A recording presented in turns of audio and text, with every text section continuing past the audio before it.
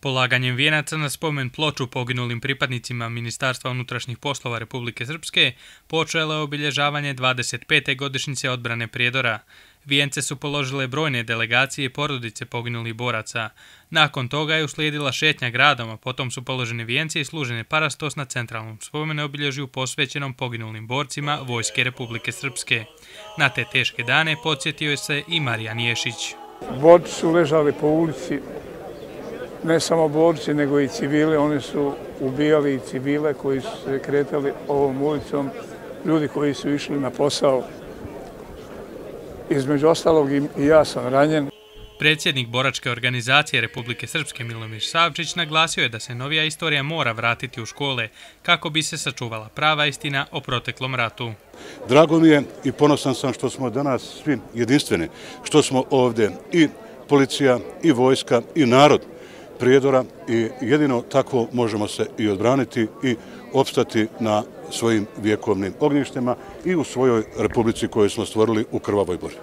Gradonačelnik Milenko Đaković rekao je da je Prijedor odbranjen zahvaljujući hrabrosti junaka koji su stali u odbranu svog grada. Grad Prijedor je odbranjen, ali ostala je crna sjena na dio istorije zajedničkog života na prostoru ovog grada, jer grad Prijedor je uvijek želio mir. Grad Prijedor je pretrpio velike strahote iz Drugog svjetskog rata i dobro je znao šta je to rat i zato ga nije želio.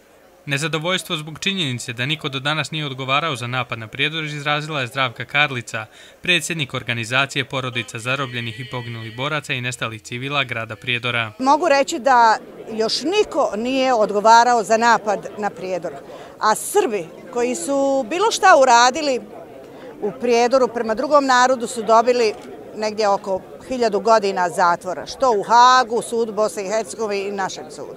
Predsjednik boračke organizacije grada Prijedora Zoran Predojević naglasio je da su 174 borca iz Prijedora dala živote za stvaranje Republike Srpske. Budite sigurni da smo spremni da ponovo branimo i Republiku Srpsku i svoj grad, a ja čvrsto vjerujem da do toga neće doći, nego samo suživotom, razumijevanjem, tolerancijom možemo bolje da živimo i da razvijemo svoj grad.